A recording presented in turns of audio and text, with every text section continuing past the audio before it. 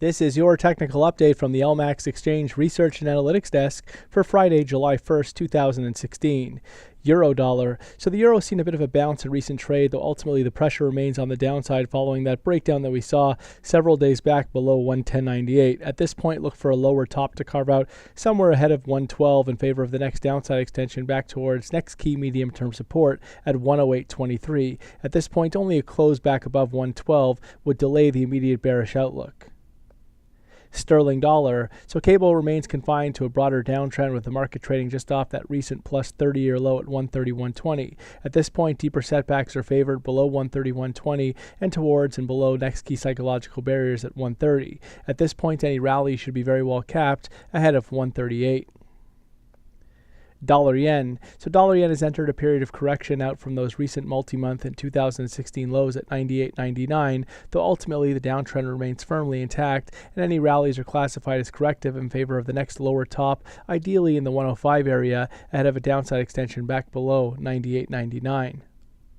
Euro Swiss. So Euro Swiss has been mostly locked and confined to a consolidation over the past several months, and dips have been very well supported, unable to really establish a close below 107. At this point, there is risk for additional upside and renewed upside back towards the recent range highs in the 111.30 to 112 area, while ultimately only a close back below 107 would compromise the immediate constructive outlook for Euro Swiss. Aussie dollar. So Aussie's seen a bit of a bounce in recent trade, though ultimately it looks like the market wants to carve out a lower top at 670.647 below the 2016 high at 78.35, which would be confirmed on a breakback below 71.45, exposing the 2016 base at 68.27. Dollar CAD. So dollar CAD is showing signs of a meaningful base, and a breakback above 31.89 will be required to confirm and open the door for the next major upside extension towards the 135 to 140 area. Ultimately, only back below 26.55 would compromise this constructive outlook for dollar CAD. Kiwi dollar. So Kiwi has seen a bounce in recent trade, though ultimately the market should be pressured to the downside if it can't establish back above 72.97, that recent 2016 peak. But a breakback below 69.63 will be required to strengthen the bearish outlook and put the pressure back on the downside, exposing next key support at 66.75.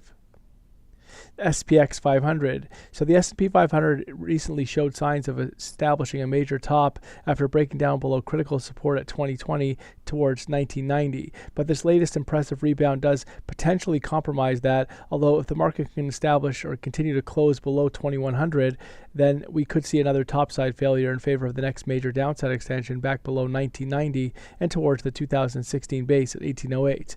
A close back above 2100, however, will put the pressure back on the top side, exposing the 2016 high at 2128 and the record high from 2015 at 2133.